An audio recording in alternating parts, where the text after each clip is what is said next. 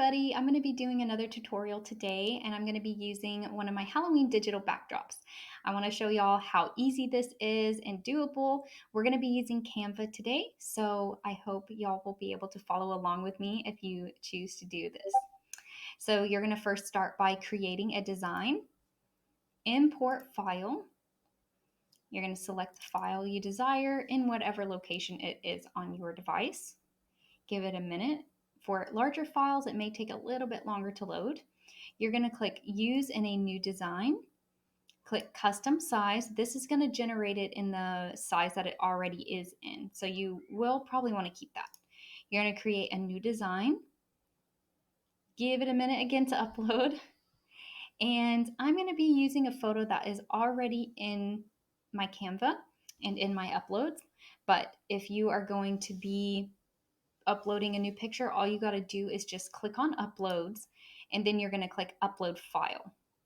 But again, in my case, I already have this. So again, this picture is nothing special. It's not taken with any special lens or camera in a studio, nothing. This is taken with a phone and outside normal lighting. So we're going to get started here. So you're going to click this photo, you're going to click edit photo, and then you're going to click background remover. Now, I'm only going to be doing one kid in this picture, so I'm going to erase this little one over here. I'm going to click background remover again. For the sake of time, we're going to get this brush pretty big for erasing because it's a pretty big portion that we don't want in there. So we're going to erase that.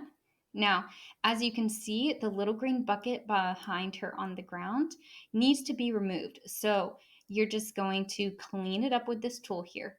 It can get a little bit tedious, but it really is not that bad. You can make it as hard on yourself or as easy on yourself as you want to. So if you're a perfectionist, then you may end up spending a little more time on it.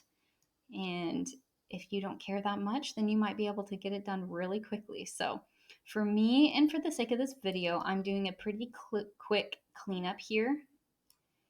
So once you kind of get to a point too where you've done this a lot, your hands get kind of steady and it's a little bit easier to edit this stuff out.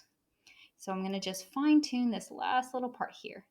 I tend to notice too, if little bits of clothing end up going and disappearing, it really looks okay. So you can even kind of create curves and areas in the clothing yourself with this tool.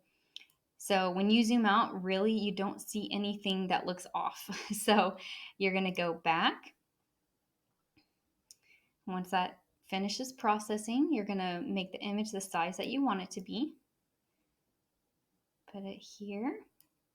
I think I like it a little bit bigger like this. So the last thing that we're going to want to do here is maybe just make the photo pop just a little bit more.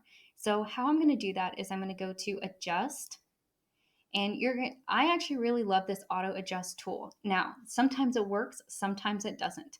So I will tell you what to do in the case that this does not work. In this case, it should work pretty well. So I'm going to click auto adjust, and you're going to see it just brightened her up, took away some shadows, and made her colors a little bit more vibrant, as you can see kind of on her tutu here. So if you notice that the auto adjust does not work, I'm going to tell you the things over here that you will want to adjust. That most likely will help. So the shadows here, to reduce the shadows, you're going to want to pull it over to the right. And then you're going to want to use the vibrant and saturation. That's going to make the colors and everything pop. Now, don't get too crazy with this because things can kind of get in overdrive here if you go a little too crazy with it. So what I recommend is the shadows, the vibrance and the saturation, as well as the vibrance. Those things are going to really help the picture kind of pop and look good here.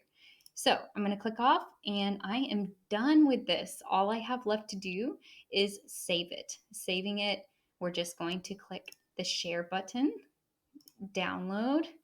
I suggest saving it as a PNG file because it does save in a little bit higher quality.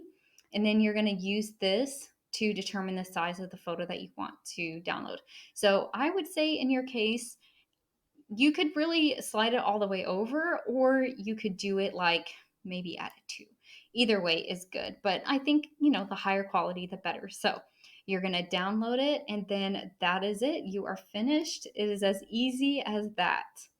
I hope this tutorial helped you, and I hope it gave you a little bit of confidence to just do it yourself and try it out. If you're interested at all in this backdrop, then you can download this one actually in my Etsy shop. I have a bunch of other ones for Halloween as well, but check it out if you are interested. And I would appreciate any comments on if you felt this video was easy, if you felt like you needed some better details, or if you needed less details from me. So let me know in the comments. I love feedback and I love to know how I can help y'all and make y'all feel confident in doing this yourself.